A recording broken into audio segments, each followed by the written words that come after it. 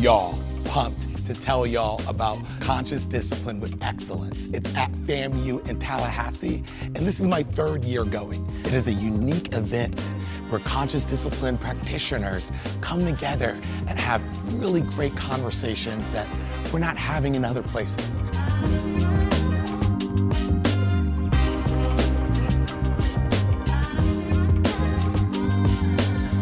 This is the event for you. These are conversations that everyone needs to be having.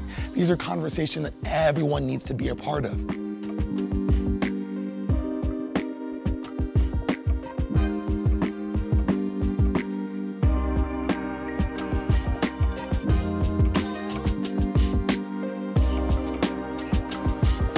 Come to Conscious Discipline with Excellence in Tallahassee at FAMU. We can learn together, we can grow together, and practice conscious discipline together. I will see you there, and I'm wishing you well.